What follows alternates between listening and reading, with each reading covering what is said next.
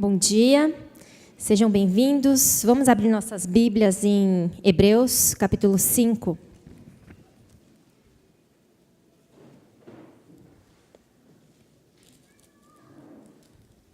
Versículos 11 a 14. Hebreus, capítulo 5, versículos 11 a 14. Quanto a isso, temos muito o que dizer, coisas difíceis de explicar, porque vocês se tornaram lentos para aprender. Embora a esta altura já devessem ser mestres, vocês precisam de alguém que lhes ensine novamente os princípios elementares da palavra de Deus. Estão precisando de leite e não de alimento sólido. Quem se alimenta de leite ainda é criança e não tem experiência no ensino da justiça. Mas o alimento sólido é para os adultos, os quais, pelo exercício constante, tornaram-se aptos para discernir tanto o bem quanto o mal. Eu já estava me preparando psicologicamente para pregar no gogó, Deus teve misericórdia de mim, mas essa falta de energia e eu acredito que esse incômodo, porque estamos sem ar-condicionado, foram bem providenciais, né? Porque o título da mensagem que eu vou compartilhar hoje é No Pain, No Gain. Né? Então, sem sofrimento, não há ganho, não há recompensa. Quer dizer, o sofrimento faz parte, mas nosso Deus é muito bom. Né? Eu fiquei pensando, quando eu escolhi o tema da mensagem de hoje, como era muito propício, né, iniciar a mensagem com essa frase, nessa época, após peru, farofas e muito chocotone, né, e início de ano, todo mundo fazendo promessas, matrículas na academia e aquela coisa toda. Diz que essa expressão no pain, no gain, que é muito usada no meio esportivo e faz referência principalmente àqueles atletas que buscam toda aquela fisicultura, né, que fala, aqueles músculos e tudo mais.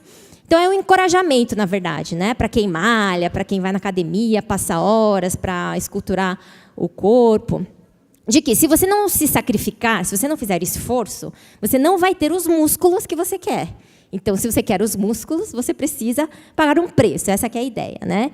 E essa expressão se popularizou a partir da década de 80. Não sei quantos se lembram aqui daquela série de vídeos aeróbicos da Jane Fonda. Não sei se vocês tinham também em casa, aquela coisa toda. Mas, hoje em dia, essa expressão ela é usada de forma mais generalizada. Então, todo mundo usa ela em qualquer contexto, não só nesse meio esportivo. Então, nós vemos homens e mulheres se submetendo a processos de tratamento bem dolorosos, até cirúrgicos, colocando a sua própria vida em risco para ficarem mais bonitos. Nós vemos estudantes estudando horas a fio para entrarem em universidades, em cursos muito concorridos. Nós vemos também profissionais investindo horas e horas de trabalho, de aperfeiçoamento, de atualização, para poderem ascender em suas carreiras profissionais. De qualquer forma, a ideia é que todos os sacrifícios que nós fazemos, eles são motivados pela recompensa que os exigem. E isso não é um princípio que a Jane Fonda nos trouxe. É uma lei natural e universal que Deus criou. Segue a lei natural de que nós colhemos o que plantamos. O texto de hoje está tratando de um problema de crescimento e amadurecimento espiritual dos cristãos que são destinatários dessa carta. Então, o que acontece é que esperava-se desses cristãos que já estivessem maduros espiritualmente. E, no entanto, não é a realidade. Por isso que o autor escreve, então, esse trecho aqui em sua carta aos Hebreus. E ele vai dizer qual é o problema ali. Vocês se tornaram lentos para aprender. A esta altura, já deviam ser mestres. Mas precisam de alguém que lhes ensine os princípios básicos da palavra de Deus. Ainda são como crianças e precisam de leite, incapazes de receber alimento sólido. Os destinatários dessa carta, nesse momento, eles estavam sofrendo duas grandes dificuldades. Perseguição religiosa, por causa da sua fé em Cristo. E a segunda dificuldade, confusão, por causa de muitas doutrinas e exigências que os judeus estavam impondo àqueles judeus novos convertidos. Então, eles estavam vivendo esse momento de suas vidas. E essas duas grandes dificuldades faziam com que eles desanimassem, com que esses cristãos desanimassem, com que alguns deles até mesmo abandonassem a sua fé, que é o que o autor vai chamar de apostasia aqui, em outro momento da sua carta. E eu acredito que essas duas dificuldades, perseguição por causa da nossa fé em Cristo e confusão por causa de muitas doutrinas e ensinamentos a respeito da palavra de Deus que são contraditórios e que não condizem com a verdade bíblica, eu acredito que essas duas grandes dificuldades estão presentes também na nossa vida hoje. Elas estão presentes na vida daquele que, de fato, está caminhando uma vida de discipulado da cruz. Há meses, temos acompanhado cristãos sendo massacrados por causa da sua fé em todo o mundo. Também vemos hoje que em muitas universidades e igrejas, grupos de heresia e seitas estão invadindo, levando para dentro falsas doutrinas. Nós, evangélicos, nos tornamos hoje verdadeiras caricaturas de fanatismo e de ignorância. Que dizer dos temas relacionados à opção sexual, o conceito de família, direitos humanos, política, liberdade de pensamento, de crença e expressão. Então, quando nós cristãos vamos falar sobre isso, nós somos amordaçados, esculachados pela mídia.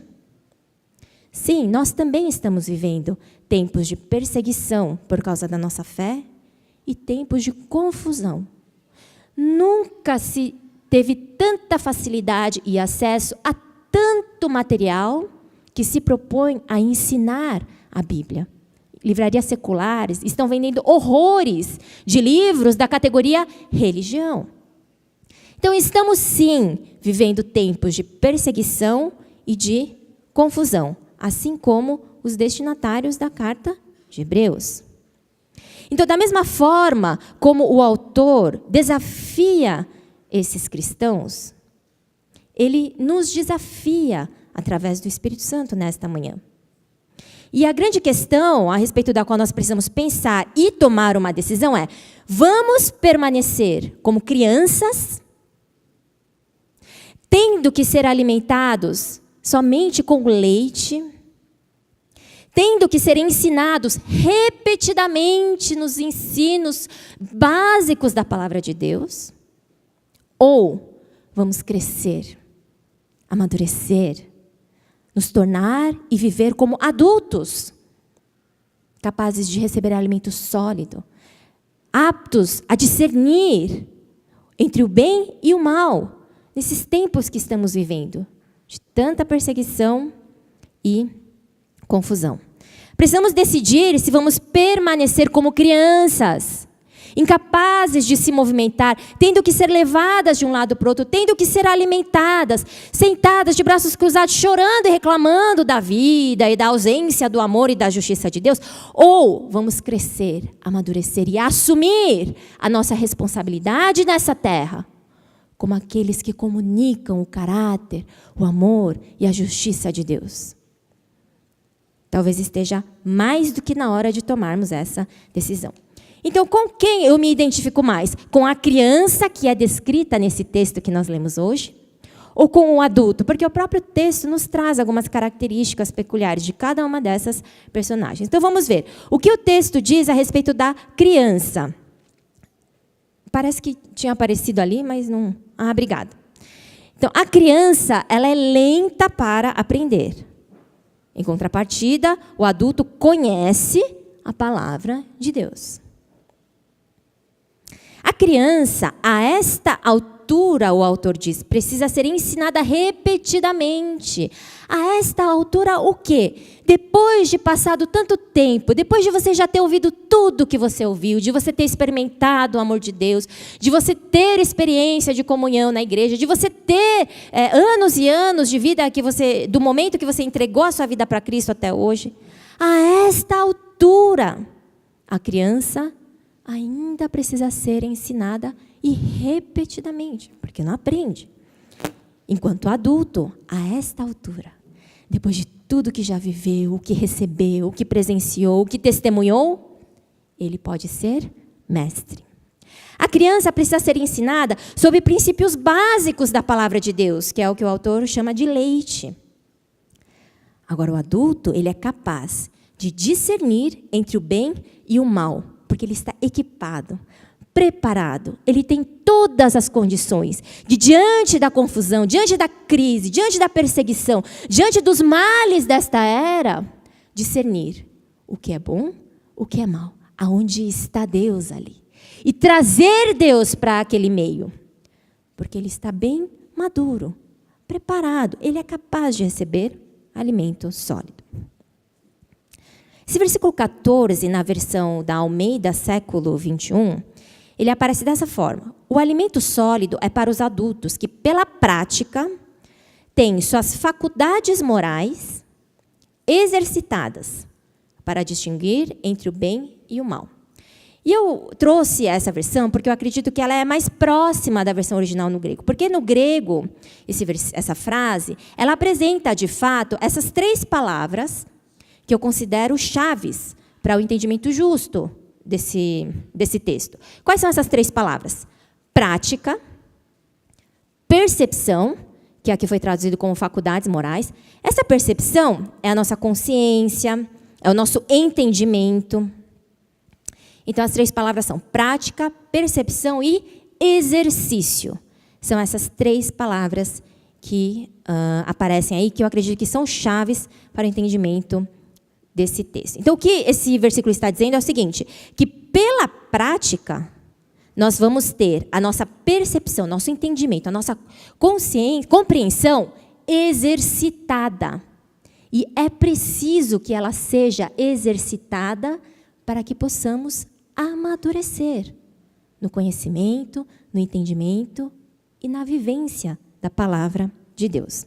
Essa palavra exercício é gymnasia em grego, que é justamente a palavra da qual derivam as palavras ginásio, ginástica. Então, é o mesmo princípio.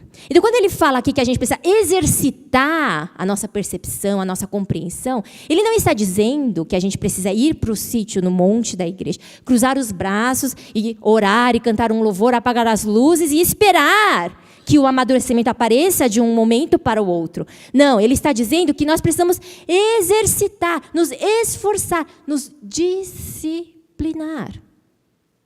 Da mesma forma como fazemos na academia. A ginástica, precisa mover, exercitar.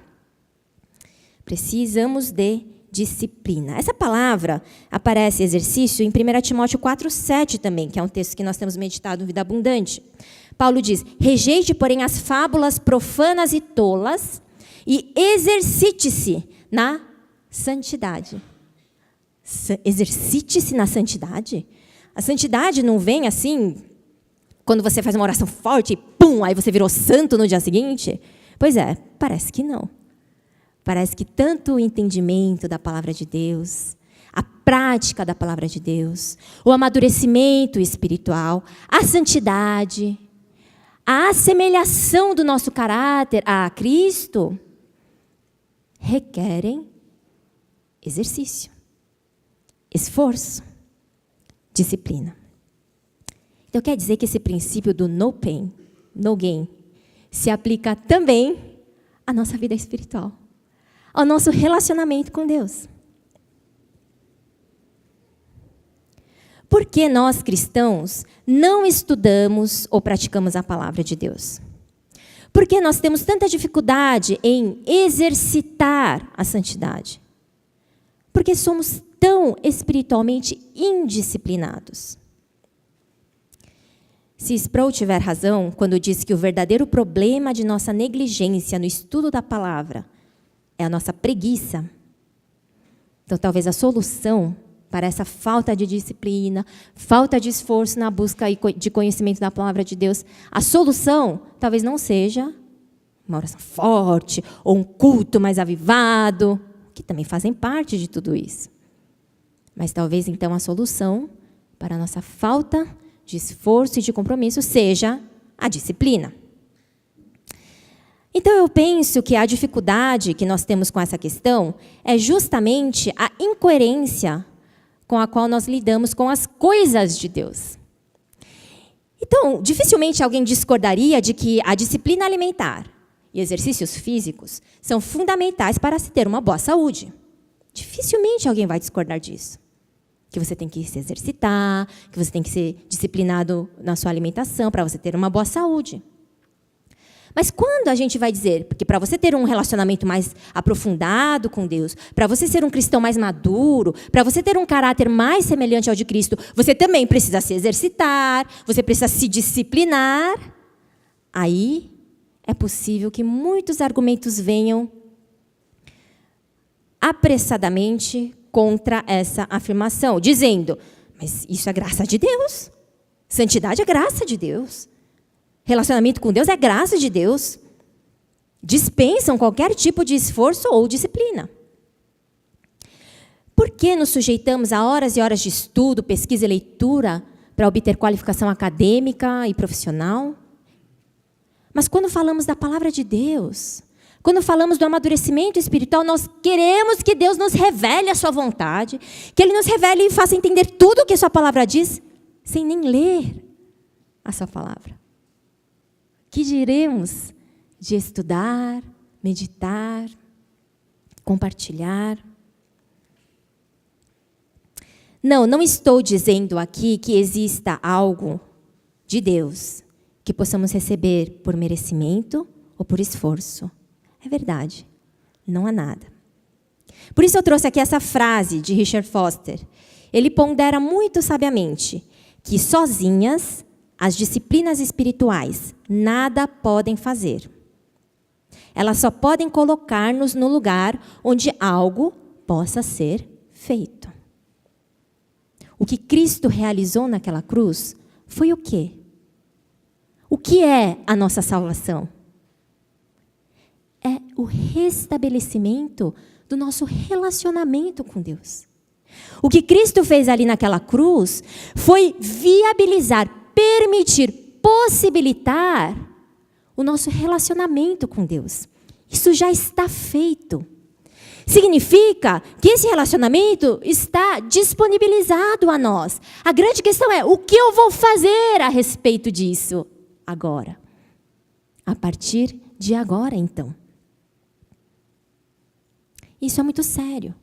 E isso pode denunciar que nós temos uma concepção, um entendimento equivocado a respeito do que seja a salvação. Porque se eu acho que a salvação é algo que aconteceu ali, num determinado ponto, momento da minha vida, acabou, e não há nada mais que eu precise fazer a respeito disso, porque eu já recebi pela graça de Deus, então eu acredito que a salvação é algo como um ticket de entrada para o reino de Deus.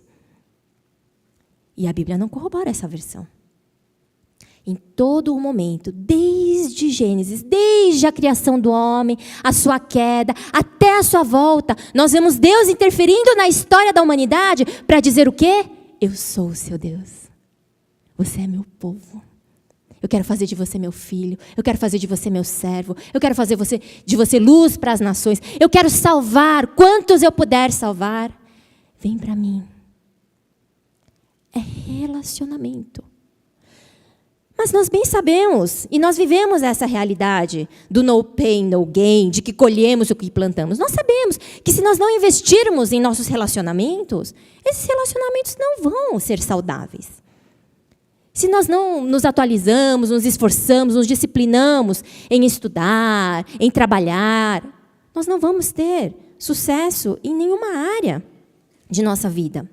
Mas por que, quando falamos a respeito do relacionamento com Deus, nós cruzamos os braços e fechamos os olhos e ficamos esperando que Ele faça algo? Ele já fez. Não que as disciplinas espirituais, nós consideramos como disciplinas espirituais a oração, a meditação, a adoração, todo aquele ambiente e todas aquelas práticas, conforme Richard Foster diz, que nos colocam ali, na presença, na busca por Deus, onde nós podemos ser, então, transformados, onde nós podemos receber a revelação do seu amor, da sua pessoa, ser cheios do seu Espírito Santo, que é quem nos guia, quem nos conduz, conforme a sua vontade. Mas essas disciplinas espirituais são justamente o caminho para que o Espírito Santo possa fazer aquilo que não está em nosso controle. Sim, é Ele que faz, mas nós também temos uma parte nisso. Qual é a nossa parte? O exercício, o esforço, a dedicação.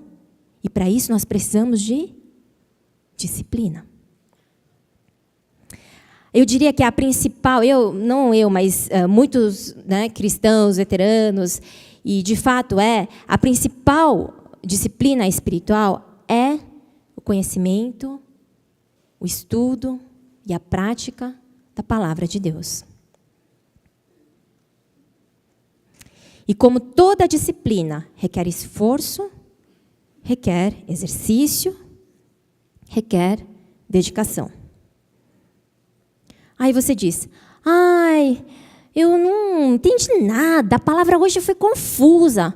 Mas você chega no meio do culto. Você chega correndo, larga o seu filho no departamento, entra correndo, nem sabe em que momento do culto está. É difícil entender a palavra mesmo, se concentrar, se preparar. Hoje o louvor, o que foi aquilo? Mas não me tocou nada. Mas você não cantou nenhum louvor durante a semana. Durante a semana só ouviu porcaria. Aí chegar aqui é difícil mesmo, né? Sintonizar, entrar num acordo. Eu não me sinto parte da igreja. Nunca sei o que está acontecendo. Mas na hora que começa os avisos, você vai embora. Não ouve o que está acontecendo, não compartilha do que está acontecendo na igreja. Aí fica difícil. Porque a gente quer as coisas espirituais. A gente quer o amadurecimento. A gente quer Deus. Mas a gente não quer pagar o preço do esforço. A gente não quer exercitar. A gente não quer se disciplinar. Por quê? Eu não entendo nada da Bíblia. Eu quero mais de Deus, mas eu sinto Ele muito longe de mim. Comece a ler a Bíblia. Depois vamos estudá-la juntos. Vamos separar tempo para meditar nela. Eu não sinto Deus. Vamos entrar no quarto, fechar a porta, desligar toda aquela parafernália eletrônica. Vamos ouvir o que Deus tem a nos dizer. Deus está ali, está tudo disponibilizado. Ele já pagou o preço mais difícil, que era o da cruz, para rasgar o véu que nos separava dele. O que nós vamos fazer a respeito disso? Tendo Deus ali disponibilizado a nós através da cruz, nós não vamos caminhar passo a passo em direção a Ele? Vamos continuar como bebês, crianças que se sentam e choram de fome, dizendo, vem me alimentar e me tocar? Ou vamos nos levantar e buscá-lo e amá-lo de todo o coração, força, alma e entendimento? A palavra de hoje não é uma convocação para o sofrimento. Eu consigo ouvi-la como um convite de Deus, dizendo, vem, você pode, agora é possível, por causa do preço que já foi pago. Mas você precisa fazer a sua parte, você precisa caminhar.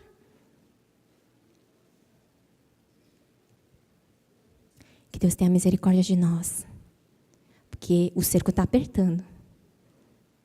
E cada vez mais é difícil, é incoerente você ficar em cima do muro. Sabe aquela história? É melhor quente ou frio?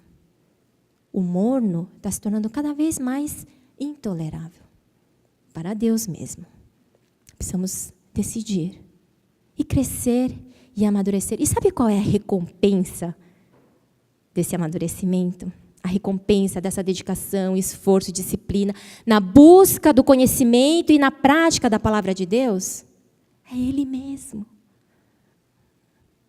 É Ele mesmo. Essa é a mensagem do cristianismo. Um Deus de amor, que está perto de nós, que escolheu viver dentro de nós, que nos fez dele, que nos adotou como seus filhos. Que recompensa maior pode haver se não conhecer, ter comunhão e estar com esse Deus, hoje, amanhã e eternamente? Nós precisamos dar o primeiro passo, abrir a Bíblia, tomar decisão, pedir ajuda, talvez participar de grupos. E uma iniciativa que eu gostaria de sugerir aqui é a leitura de 3 livros. Pode mostrar para a gente, por favor? Não sei se vai dar para ver direito. Disciplinas Espirituais para a Vida Cristã. O outro é Celebração da Disciplina, que muitos devem conhecer. E 12 Maneiras de Estudar a Bíblia Sozinho. Se você decide aqui, não, eu vou, é verdade. Eu vou me disciplinar, chega a ser criança, quero amadurecer, quero alimento sólido, vamos exercitar, vamos estudar a palavra, mas por onde eu começo? Esses 3 livros, eles são bem didáticos, eles são ótimos para nos ajudar a dar esse primeiro passo no caminho da disciplina espiritual, do estudo da palavra de Deus, que nos coloca naquele lugar onde podemos ser moldados conforme a imagem de Cristo, onde podemos conhecer a Deus, o seu amor, e assim por diante. Então, esses livros são bem didáticos, eles vão te ajudar. E se você disser, eu já tenho todos eles, já li todos, é melhor você não contar para ninguém, porque é pior ainda, então, o vexame, né? Porque leu tudo e nada, não adianta, não mudou nada, então, não serve. Então, leia de novo, né? Compre, dê de presente para o seu irmão, para o membro da sua fazenda, né? E vamos juntos, como igreja, dar passos adiante nesse caminho das disciplinas espirituais, do conhecimento, da busca por Deus, através do compromisso da sua palavra. Vamos nos disciplinar. Vamos encarar com sinceridade a nossa preguiça, a nossa cara de pau diante de Deus. Vamos encarar, vamos pedir para que Ele nos ajude, e Ele vai nos ajudar. Eu queria encerrar a mensagem de hoje com as palavras de um pastor galês, Geoffrey Thomas, a respeito desse estudo da palavra de Deus, de tudo aquilo que ele envolve, né? Eu queria, então, ler um trecho de um desses livros que eu indiquei aí. Não espere dominar a Bíblia em um dia, um mês ou um ano. Espere, sim, ficar muitas vezes confuso com o seu conteúdo, que não é todo igualmente claro. Grandes homens de Deus, frequentemente, se sentem absolutamente novatos ao lerem a palavra. O apóstolo Pedro disse que havia algumas coisas difíceis de se entender nas epístolas de Paulo. Vocês sabiam que Pedro disse isso? Fico feliz que ele tenha escrito essas palavras, porque eu pensei o mesmo várias vezes. Assim, não espere obter sempre uma carga emocional ou sentir paz alentadora ao ler a Bíblia. Pela graça de Deus, você pode esperar que isso seja uma experiência frequente. Mas muitas vezes você não obterá reação emocional alguma. Deixe a palavra transbordar em seu coração e mente, vez após vez, enquanto os anos passam. E imperceptivelmente virão grandes mudanças em sua atitude, ponto de vista e conduta. Você provavelmente será o último a reconhecê-las. Muitas vezes você se sentirá tão pequeno, minúsculo, porque cada vez mais o Deus da Bíblia se tornará maravilhosamente grande para você. Assim, continue a lê-la, até não poder mais. E daí, você não precisará mais da Bíblia, porque quando seus olhos se fecharem pela última vez em sua morte, e nunca mais lerem a palavra de Deus nas Escrituras, você irá abri-los para a palavra de Deus em carne. O mesmo Jesus da Bíblia, a quem você conheceu por tanto tempo, bem diante de você, para levá-lo para sempre ao seu lar eterno. Vamos orar.